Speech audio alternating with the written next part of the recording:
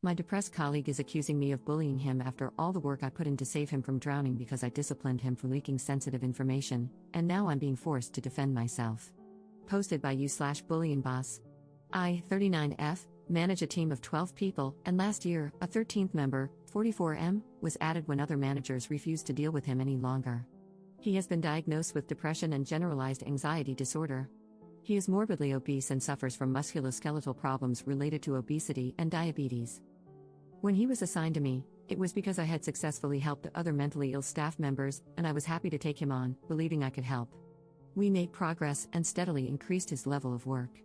While it has never reached an acceptable level, I made accommodations to relieve pressure, hoping this would lead to sustained long-term improvement. I also sought out equipment to help him be more physically comfortable given his obesity. I felt we were making progress. Unfortunately, he committed a serious breach of security by sending out personal information to someone not legally entitled to receive it, and I had to place him on formal disciplinary action. Since then, he has been on sick leave for over 3 months. He is now subject to attendance management procedures and has reached out to a local mental health group, claiming that I have bullied and harassed him. According to him, this alleged bullying and harassment have made it impossible for him to return to work. I have documented evidence proving this is untrue. When he was informed that he needed to move away from me for health and safety reasons, he became very distressed and demanded to stay with me for mental health reasons. I have signed documentation in which he states that I am supportive and that he does not want the reasonable accommodations I have offered, such as shorter days, fewer days, and longer breaks. I have a meeting with him and his support workers from the mental health group, and I have no idea how to handle it.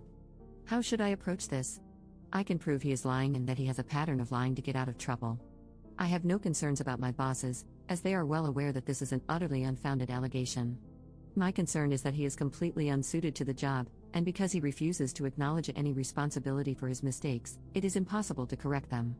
Relevant comments. Commenter. You definitely need to speak with someone like an HR specialist before the meeting.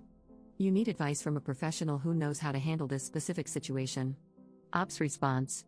I have spoken with our internal HR, but they are terrified that any accusations of bullying a person with mental health problems could be problematic since it is a hot topic at present.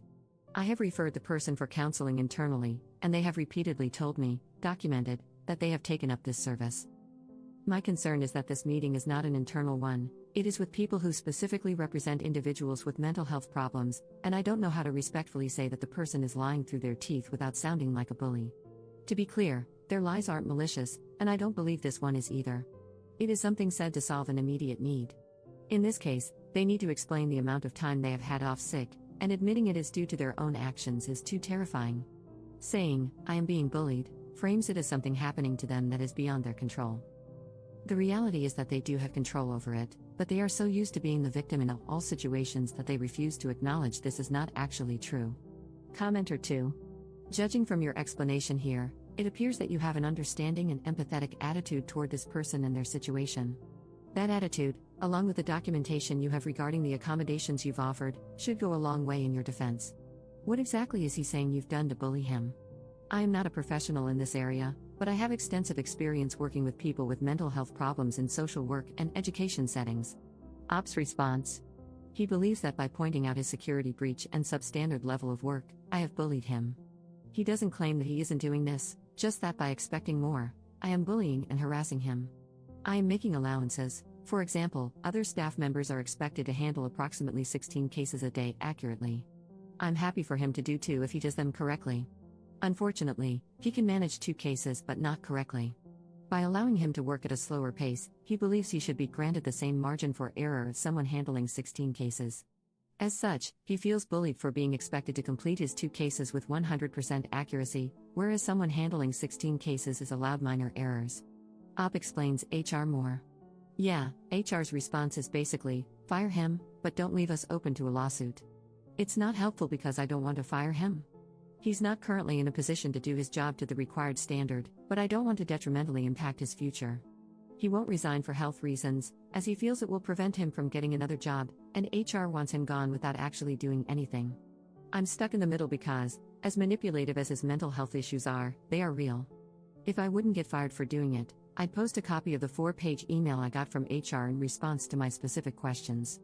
It was large swathes of the DDA copied and pasted with vague remarks about support, reasonable allowances, and work-life balance. I can only assume they put someone's idiot nephew in charge of the inbox on the day I contacted them.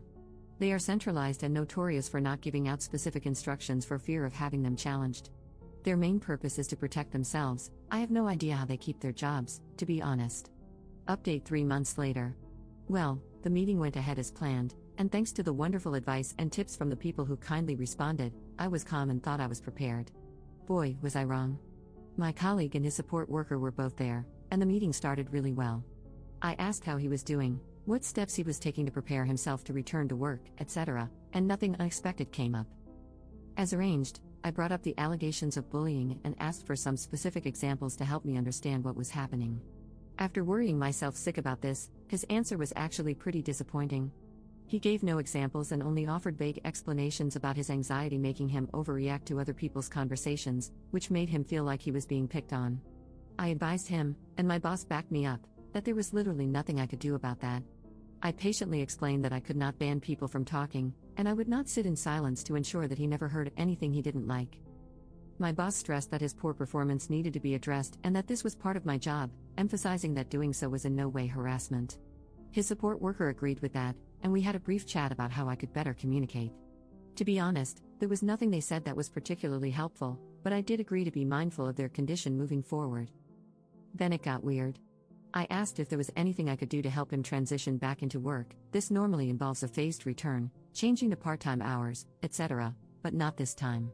As I was talking, he started taking paperwork out of a folder, and I should have realized something was up when his support worker sighed deeply and slumped down in his chair. My colleague requested that he be allowed to bring an emotional support animal to work with him, namely, a support cat. We are in the UK, and this is not the norm, so I was a bit surprised. He had not settled on a breed yet but was torn between an Abyssinian and a Siamese.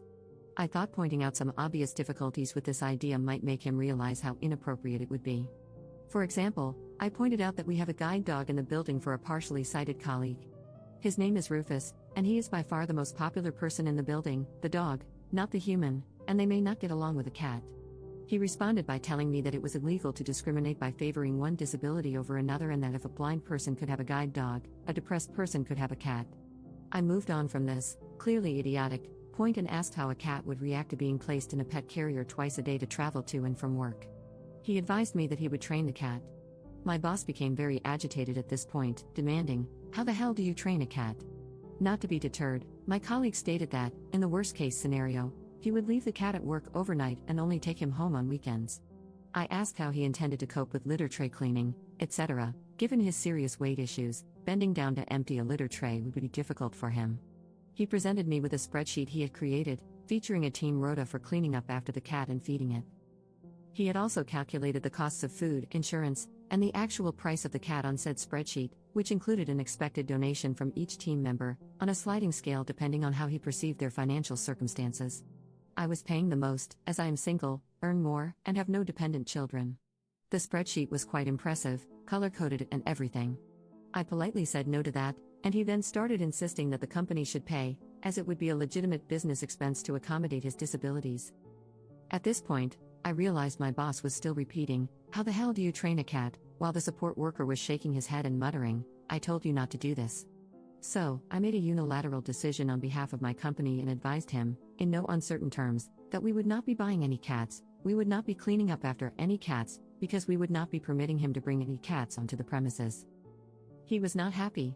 He complained that I was making it impossible for him to return to work. My boss took a break from his cat training mantra to say that we had perhaps gone as far as we could for the time being and that we should end the meeting at this point.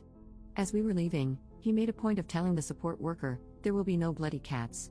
The support worker nodded and agreed that this was entirely fair. I didn't hear anything from him for a week or so, then received another 4-week sick note from him. So, I called, as per our company procedure, to check in and see how he was doing. He was still very unhappy about my discriminatory anti-cat stance and advised that he would be taking it further. 2 weeks later, I received a letter from what initially looked like a local solicitor's office. It advised me that I was being sued for breaking disability discrimination laws. The letter itself was filled with bizarre, mainly American, legalese that seemed to be culled from Law and Order episodes. On closer examination, the letterhead had been edited to change the contact details to his home phone number and personal mobile. I'm not sure whose address he used, but it wasn't the solicitor's in question. I handed it to my boss, who had also received one, so both were forwarded to our legal department. I was advised to have no further contact with him. The legal team has since informed me that his contract has been terminated with immediate effect. I am honestly stunned at how it turned out. I half expected him to be terminated due to the amount of time off sick and his unwillingness to address his performance issues, but I would never have guessed it would end like this. It is both funny and sad. Thank you so much to everyone who took the time to calm my nerves before the meeting, it really did mean the world to me.